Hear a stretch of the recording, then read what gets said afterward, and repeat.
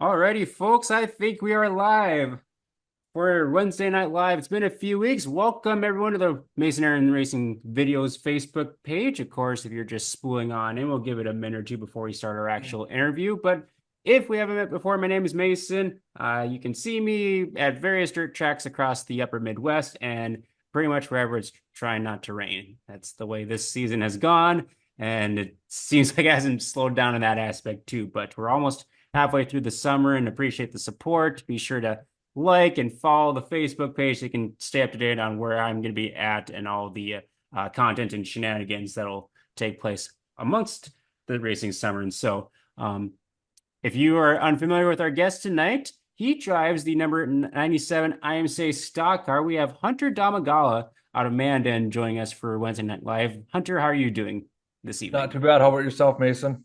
Doing good. It's actually been one of the first weeks where I'm kind of caught up on stuff, but it's still been busy, like with other stuff other than racing. Yeah, no, it's definitely hard to get caught up on all that stuff. So, Yeah, it seems like when you have a free moment in your schedule, like, oh yeah, like I can get all this done, and then something comes in and kind of fills up that schedule, and it's like, yeah, yeah, what what do you do? And I assume, well, of course, you've been racing throughout the summer. I'm sure it's been busy for you, whether it's work or racing related. yeah. No, we've been busy with work. Finally, I think everyone's finally has all their crop in and kind of getting into the spraying season. So we've slowed down a little bit um, between racing and work, and we actually just bought a new house here. So it's been a wild spring so far, but we've managed to get a couple races in. And if I remember correctly, do you have another little one on the way too? We do, yeah. We got a one. She's about a year old now, and we got another one coming in September. So it's been everything else, and then that on top. It's just been hectic, but it keeps me out of trouble. We all need as much help as we can get, kind of to stay out of any trouble. Yeah, that's right. Well, for those tuning in on the Wednesday Night Live, be sure if you want to say hi or have a question for Hunter during this interview, drop it in the comments below and we'll give you a shout out along the way. For those that haven't known you racing wise, Hunter, kind of talk to us a little bit about how long you've been racing. I suppose we've been racing. I think I started in 2012-ish, so 10, 15 years somewhere in there. Started out in go-karts, raced up in Minot. They had a little asphalt track up there. Ran that for 2 years. Jumped in a hobby stock when I was 14. Raced that for a couple years, got a win that, and jumped straight into the street stocks. Um, and God, we raced that for 10 plus years. Started getting some things rolling and started to pick up a couple wins there towards the end. And um, last year we kind of decided that we were wanting a new challenge. So we ended up getting a stock car and worked out really good. Mandan switched to stock cars as well. So that kind of played right into our hand there. But yeah, no, it's been a heck of a journey the last 15 years. It's it's been a lot of fun. Yeah, it's crazy how when you look back on racing careers and how quickly those years go by. Like I was thinking, I guess I wasn't picturing 10 to 15 years. It always felt like longer in a sense. Yeah, yeah, yeah. And it's been I'm 28 now, so I mean it's well over half my life I've been doing it. So it's yeah, it's just in the blood now. When you mentioned you did go-karts, I didn't realize that you did go-karts and you raced up in Minot. Was that like weird road course looking track? Yeah, it's kind of northeast of town there. Yeah, I raced there for a couple years, and I don't know if that track's still going there or not. But and I know when I raced there, we probably had 4 or 5 carts in my class. It was kind of dying. But yeah, I guess I haven't really checked into them since I got out of the go-karting stuff. But yeah, I don't know if that's still going or not. I'm pretty sure the track's still there. I don't think Mhm. it's been active with racing in I don't know how long. But yeah, I remember Yeah, going past that like because I grew up in Minot and it's like, man, I sure. wish I had a go-kart so I could go race Yeah. on that. So yeah, no, that was fun. That was kind of our first that was my kind of first laps in a race car, I guess you could say. So that's how I got my start. Well, and especially with it being like a road course, and then you go to something that's more like obviously just more of like an oval and circle. Is it a Mhm. big challenge to kind of go from something where you're turning left and right to kind of just, oh, you're basically turning left with a little bit of right Yeah, turns going? there wasn't a whole lot that kind of transferred over from the asphalt go-karts, but it was just racing next to people, having that respect and everything, and just kind of being around cars was probably the biggest takeaway from the go-karts going into the dirt track world. So Yeah, I was actually just at the dirt track in West Fargo, and I know some of those kids are kind of learning the same thing, kind of racing side by side and racing clean, yeah. which sometimes doesn't happen. But I mean, they're kids, so they're Yep. learning. Mistakes happen, and whether they're kids or not, we do it, you know, when we're adults. So mistakes happen, just got to learn from them.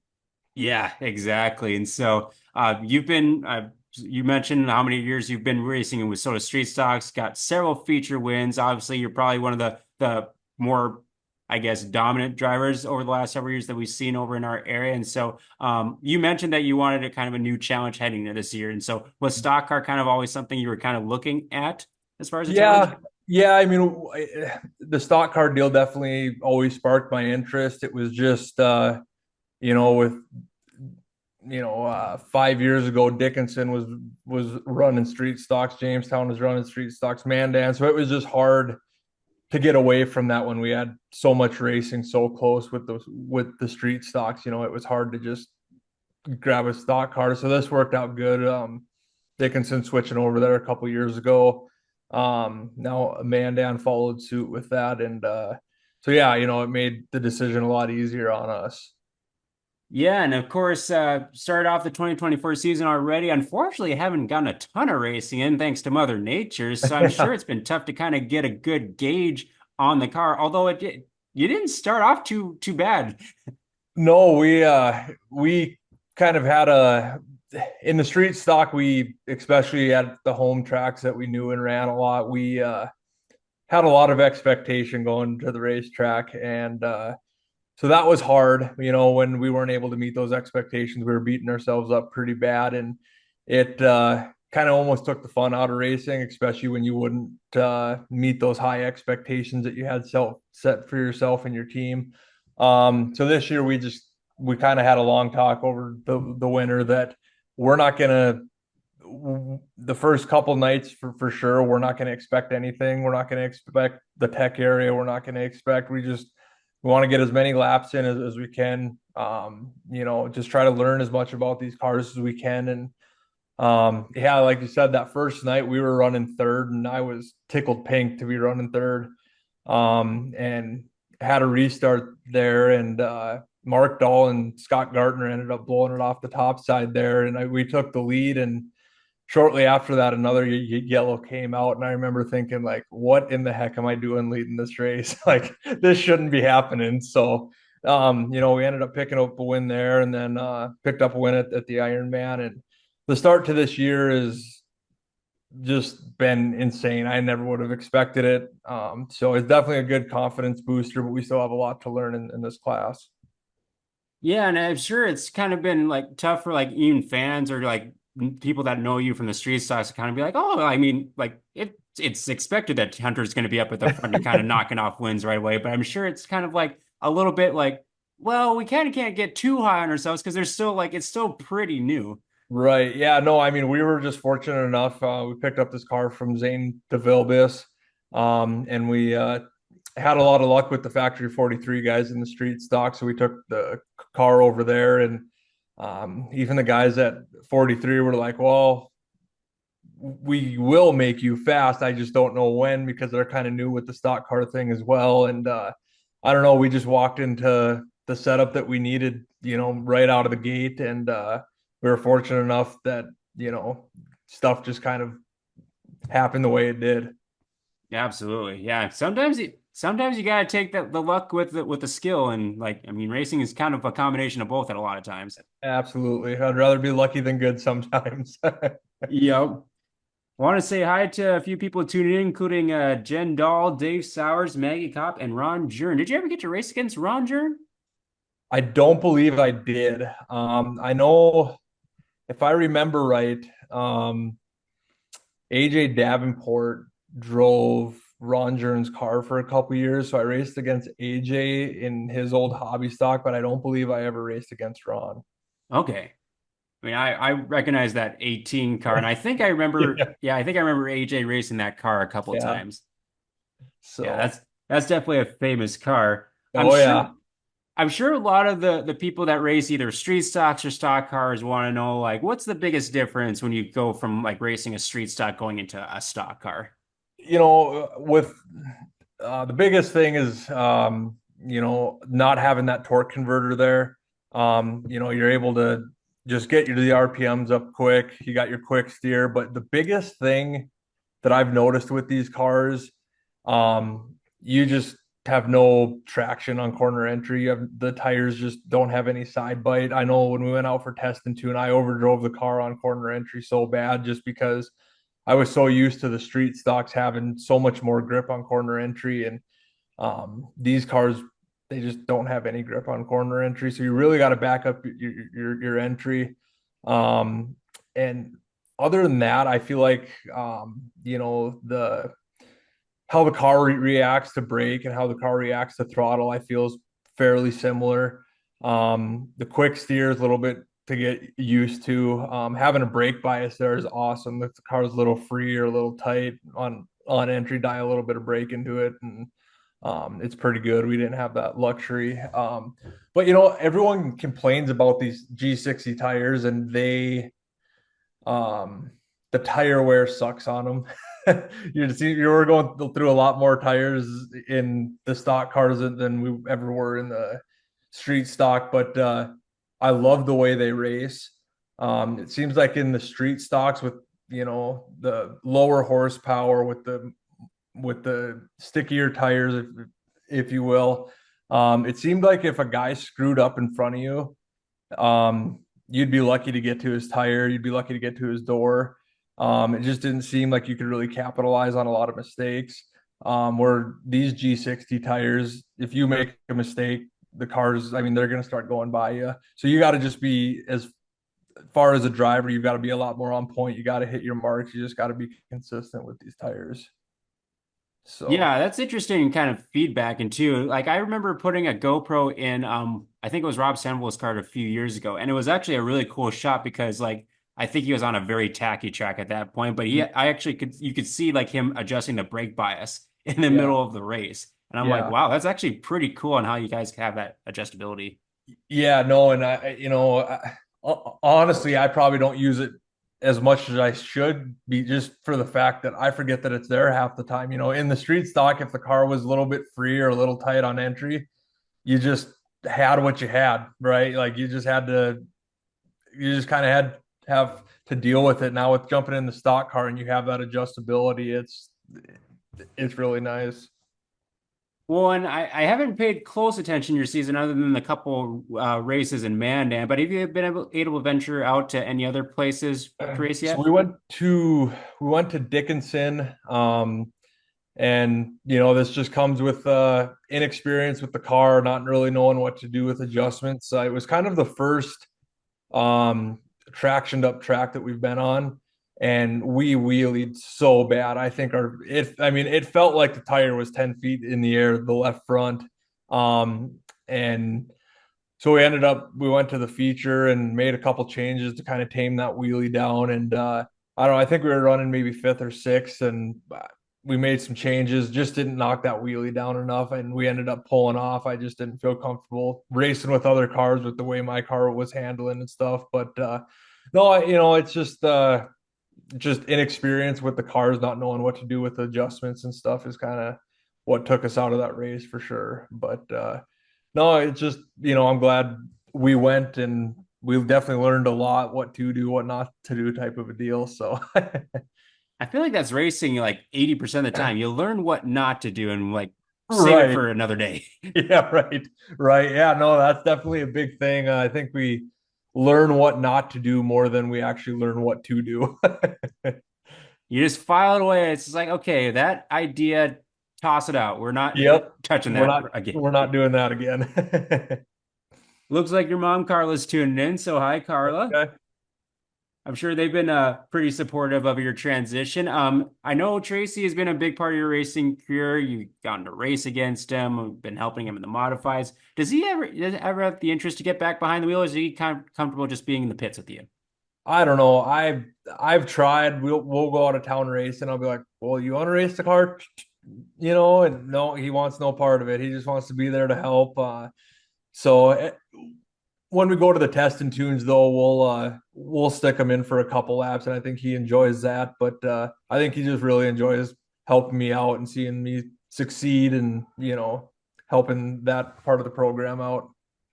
Gotcha. That makes sense. I know some people are more comfortable kind of wrenching on the cars and then kind of enjoying seeing their work or product out on the racetrack, and I'm sure it's Yeah, gratifying when it ends up in victory lane. yeah, absolutely. Well, and I saw a couple weeks ago that you are officially registered for the Dakota Classic Modified Tour, and so of course that goes to several different tracks across the state of North Dakota and into Canada. How many of those have you raced at before? So I've raced in Jamestown, raced in Mandan, raced in Dickinson. So we'll hit four new tracks to us. So we've went with Tracy racing the modified. I've been to all the tracks, and but I've never turned a wheel on Minot, Estevan, or Williston. So we'll That's I say, are there any that you're specifically looking forward to getting to the first time? I don't know. I've always, a lot of big shows going in at Minot and stuff. And we actually tried to go to Minot last weekend to race, and we got to about Wilton, and the truck started to overheat, so we turned around and Ooh. came home. But Minot will be fun. Williston, that track's always got character in it, so that'll be a fun track. I'm just our goal for that tour is just to learn, right? To get seat time in the car. I don't know that we have any goals of like, oh, hope we make it in the tech area. Obviously, that would be awesome, but just the seat time and the learning, that's going to be the biggest thing. Well, and definitely with the caliber of competition the tour brings, there's going to be a lot of good guys to follow or kind of learn from. I'm Yeah. sure they'll be like, all right, like if you're starting behind this person in the heat, you're probably like, maybe I'll just follow him this entire race. Yeah, yeah. Usually when I get into that mindset of God, I know a lot of times I'll point out Johnny Carter. Okay, well, I'm just gonna follow Johnny to the front, and in about a lap, he's so far ahead of me, I can't see him anymore. So that plan kind of goes out the window. Well, you two are both in stock cars for the first time this year, so you're kind of both in the same boat. Yeah, yeah, absolutely. It's I haven't been able to follow Johnny much because he's usually racing over in Fargo. I think I've seen him in but yeah, it's gonna be a learning curve, but that kid can drive. He can drive anything. So I mean he'll adapt very quickly. Well, and that kind of makes me think too, especially since it's a new class at Dakota Speedway in particular, the IMCA stock cars. Has there been a lot of like feedback between the drivers themselves? Because it's pretty much new for everyone for the most part in that area. Yeah, no, I mean, I've been talking a little bit to Strand and some of those other guys that have a little bit more experience in the stock cars than I do, and everybody's been super supportive as far as like what they were running for springs or what they're running for stagger. So it's been it's those guys have been a lot of help. Jason Berg, he's helped me out a little bit. It's been yeah, super supportive. Well, that's good because I know like obviously like it takes time to get used to those cars. I remember talking to Matt Dosh at Tesson too, and he's just like, "Oh gosh, I got a lot to learn, a lot to fix on this thing." Yeah, Just yeah, a and complete wild card. yeah, and I think the toughest thing for me is I know what a quick street stock felt like. I don't know, especially with the tires that were on in these stock cars, what does a fast stock car feel like? Like I'm always looking to get a little bit more out of the car, but I don't know if more, in this area of the corner, or that area of the corner is even possible. So it's just a big learning curve. Well, at least one of the consistent things is, especially at Dakota Speedway, you race on a pretty consistently prepared track. So and I don't think it varies too much from week to week, if I remember correctly. No, it's smooth and dry slick. So yeah, I mean, you got that going for you that like you can kind of bet on what the track's going to be like there. So that definitely helps out as far as the setup of stuff. And so, Nice. Yeah. I know a lot of people are like really excited about the stock cars and kind of their potential, especially in the state of North Dakota. And so with the tour coming up, it's going to be exciting kind of see how everyone kind of like coming from the east, west, or out of state, kind of how yeah. everyone comes together and how everyone pairs out. Yeah, no, and it'll be fun to even watch in the winter time, who goes and races the duel in the desert or that tour down in Arizona, the Winter Nationals. So yeah, that'll be a lot of fun. Gives us a lot more opportunity than we ever got in Wissota to go and race. And so Yeah, absolutely. Well, while we got a second here, I want to give you an opportunity to list off any pit crew members, any sponsors that are helping out your race team this year. yeah, I got to thank my wife for letting me get away as much as I do with the kid and all that. Got to thank my mom, my dad, my grandpa. They're all a huge help. Craig Olhauser, they're out working on the car quite often, scaling it and just preparing for next week.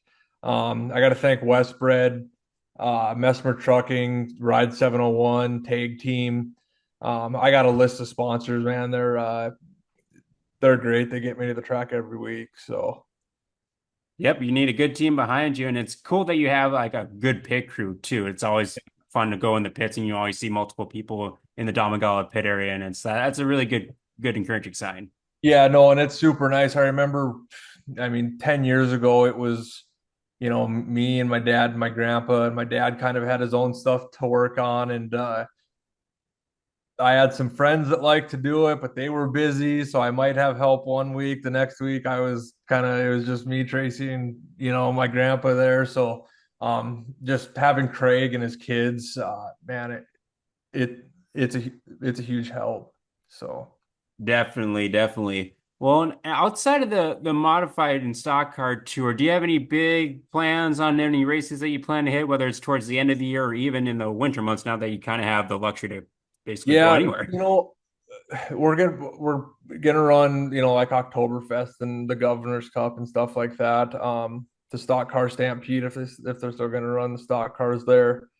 Um, we've talked about the Winter Nationals down in Arizona a little bit. But I don't know. We're just gonna have to see, especially with the wife she's due in September. So we're just gonna have to see how kind of all that plays out and everything. But yeah, no, it's gonna be fun. So I'll say, talk about good timing on the arrival of a second child. yeah, no, we had Atlee last year and right at the beginning of race season, and so that didn't have to worry about that going, wife going into labor on a Friday night or something. But yeah, and then this one's coming along right at the end of race season, so it'll work out good. There you go. Yeah, that'll be awesome to see a full, even more full pit area Yeah, around the Domagala pit area. yeah. What would you say, in as far as stock cars, what's been the most challenging? You might have mentioned it already, but what's been the most challenging part for you in the transition? Just the learning curve, it seemed like in the street stocks, if the car was doing this or it was doing that, we knew what adjustment we needed to make in order to fix that problem. With these stock cars, I don't know what to do, right? Like we've got all these, and for the most part, the changes are fairly similar. But with the weight jacks now and being able to move our trailing arms and stuff like that, that's trying to learn what all that stuff does without taking us out of the races, you know. That's the tough part too. We've been running good in Mandan and there's stuff we've definitely been wanting to try, but how much stuff do you want to try and just totally take yourself out in left field? And so it's been fun though. I've enjoyed it. Yeah, and hopefully Mother Nature gives us a break, especially now that the tour is a couple weeks away. It's like you want to get as many laps as you can before that rolls around, I'm sure. Yeah, I don't like I was saying when we were running in Dickinson there, I was had a wheelie so bad. And so yeah, we've definitely got stuff to figure out before tour time comes. And unfortunately the tour is coming before we know it. So yeah, it's like I said, this tour is just going to be a big learning experience for us. So Well, I'll be definitely be excited. I know I'm not the only one that's excited to see you go on the tour and experience some new tracks. You'll have to. I always look forward to like personally. I grew up in Minot, so I always look forward to the tour race there. sure. Estevan is also another place that I think you'll really like. Yeah, we like I said with the modified, you know, Tracy's ran there a few times, and it's always been a blast up there, out in Williston and in Minot. So that tour just all around is really fun time. Absolutely. Well, I want to appreciate you take some time out of your schedule to chat with us. And for Yeah, those that are absolutely. tuning in or tune in later on, thank you so much for checking out a Wednesday Night Live. Well, not sure on the schedule over the next couple weeks with it being the fourth next week. That just throws a wrench, especially when the Yeah, fourth's on a Thursday. yeah. So we'll see where we end up and we'll see when we have the next interview. But thank you again, Hunter, and maybe see you this upcoming weekend. We'll All see. righty. Sounds good, Mason. Thank you. Thank you, everyone. Take care.